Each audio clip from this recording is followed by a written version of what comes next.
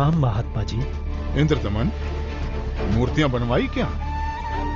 आपकी आज्ञा का पालन पूर्ण रूप से किया गया है महात्मा जी, परंतु मेरा दुर्भाग्य है कि मूर्तियां बन नहीं पा रही हैं। बनते बनते ही सबके टुकड़े टुकड़े हो जाते हैं। मूर्तियां अवश्य बनवानी है राजन, अब बनवाओ। मैं देखता हूं कैसे टूटती है मूर्ति। हे नाथ जी, प्रयत्न किया जा रहा है।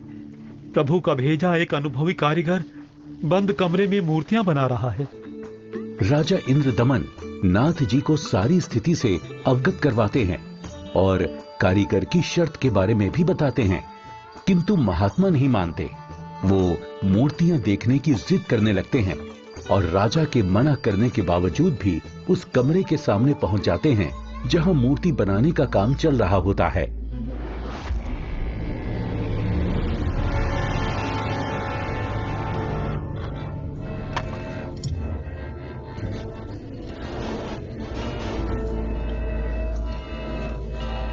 कारीगर, दरवाजा खोलो, दरवाजा खोलो कारीगर। मैं कहता हूं दरवाजा खोलो कारीगर, हमें मूर्तियां देखनी है। राजन, आप बता रहे हो 80 वर्षीय वृद्ध हैं और 12 दिन से खाना पीना भी नहीं किया है।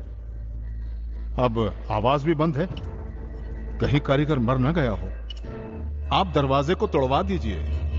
राजा न चाहते हुए भी नाथ जी के कहने पर दरवाजे को सैनिकों से तुड़वा देते हैं।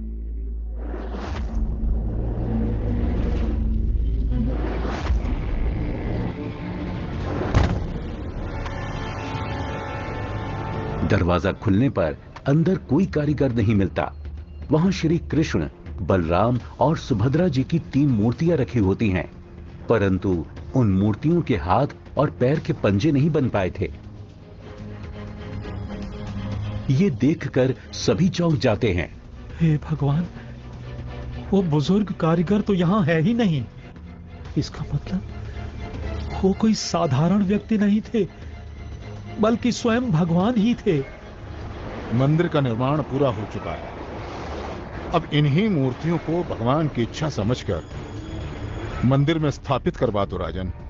हो सकता है प्रभु को यही स्वीकार हो। लगता है श्री कृष्ण ही स्वयं मूर्तियां बनाकर गए हैं। मंदिर का निर्माण कार्य संपन्न हो चुका था।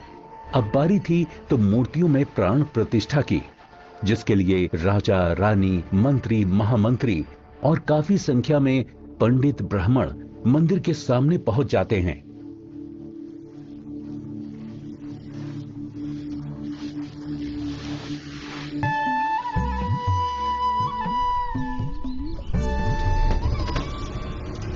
रे दुर्बुद्धि शूद्र, अपवित्र! देखता नहीं मंदिर का द्वार अपवित्र कर दिया तूने। ये क्या शूद्र कैसे बन गई? भगवान, ये कैसे हो गया भगवान? कैसे हो गया? प्रभु क्षुब्ध हो गई हैं क्योंकि मुख्य द्वार को उस शूद्र ने अशुद्ध कर दिया है, इसलिए सब मूर्तियों ने शूद्र रूप धारण कर लिया। बहुत बड़ा अनिष्ट हो गया राजन। कुछ समय उपरांत देखते ही देखते मूर्तियां अपने वास्तविक रूप में आ जाती हैं, जिसके बाद पंडित कई कई बार गंगा जल छिड़ककर मूर्तियों को शुद्ध करने का उपक्रम करते हैं। मूर्ति स्थापना के कुछ दिन बाद अचानक समुद्री तूफान आ जाता है और समुद्री लहरें लगभग 40 फीट ऊंची उठकर बहुत तेज वेग में मंदिर की ओर चल पड़ती हैं। सभी आपस में बातें करने लगते हैं। लगता है अब की बार भी समुद्र मंदिर को नष्ट कर देगा। अरे ये क्या, संत जी अभी भी वहीं पर बैठे हैं? अरे कोई उठाओ उनको वहां से। सभी चिल्लाते हैं, हट जाओ, वहां से पीछे हट जाओ, समुद्री तूफान आ रहा है। हट जाओ, वहां से पीछे आ जाओ। अरे ये क्या हो गया? ये क्या हो गया? महात्मा जी ने पानी को वहीं पर रोक दिया है राजन।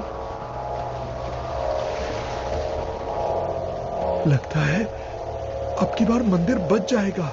महात्मा अवश्य ही कोई परम शक्ति युक्त है।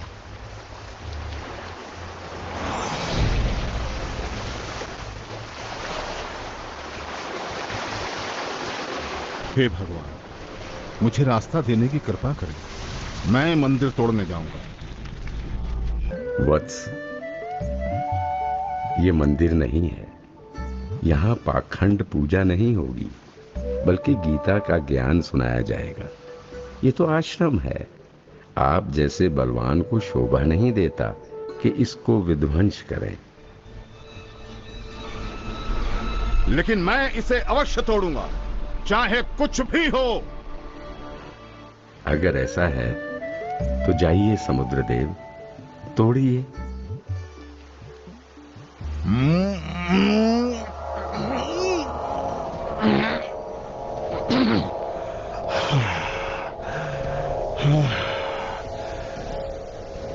मैं आपकी शक्ति के आगे विवश हूं स्वामी।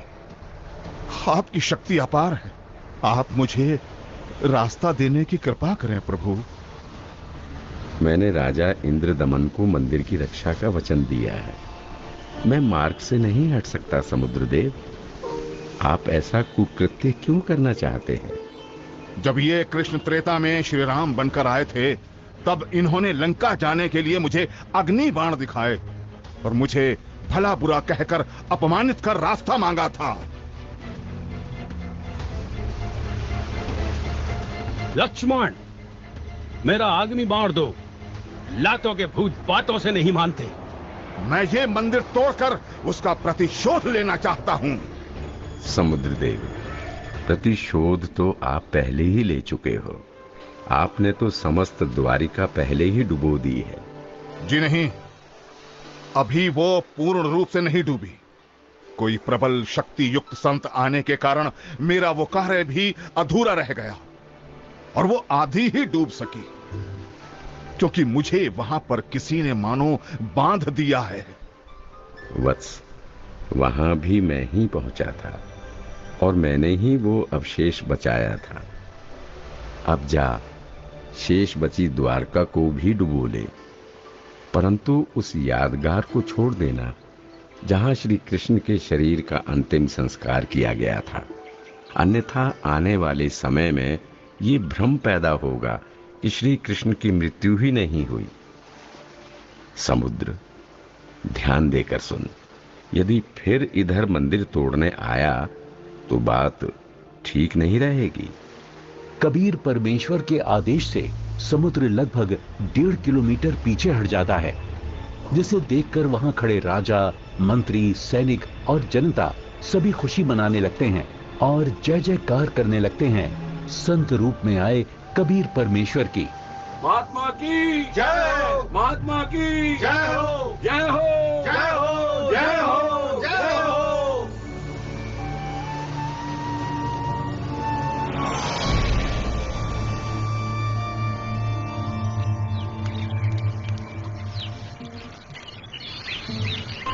पंडित जी, सब कुछ करके देख लिया। आपका कुष्ठ रोग तो बढ़ता ही जा रहा है। भगवान, परमेश्वर, ये क्या हो गया? हे प्रभु, कष्ट हरो महाराज, क्षमा करो महाराज। पता नहीं मुझे किस पाप का प्रायश्चित करना पड़ रहा है। गलती क्षमा करो प्रभु, गलती क्षमा करो।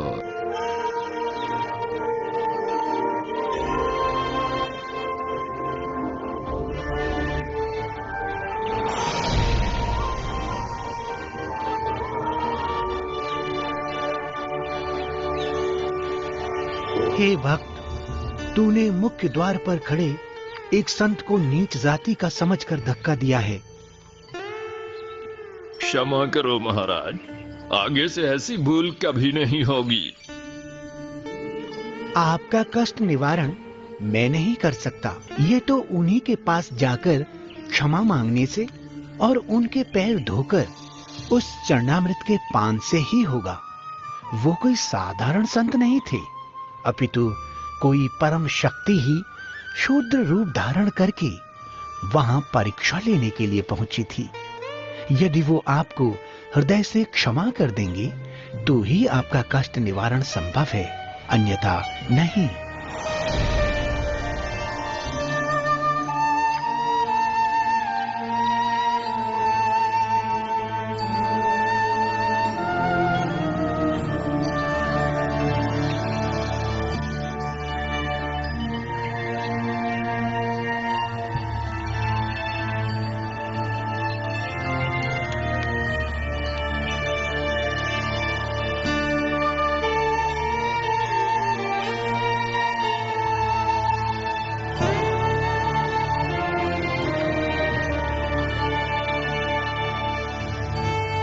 सुना है कि पंडित जी ने प्राण प्रतिष्ठा वाले दिन जिसको धक्के मारकर मंदिर से बाहर गिराया था, भगवान श्री कृष्ण ने दर्शन देकर उन्हीं से माफी मांगने को कहा है।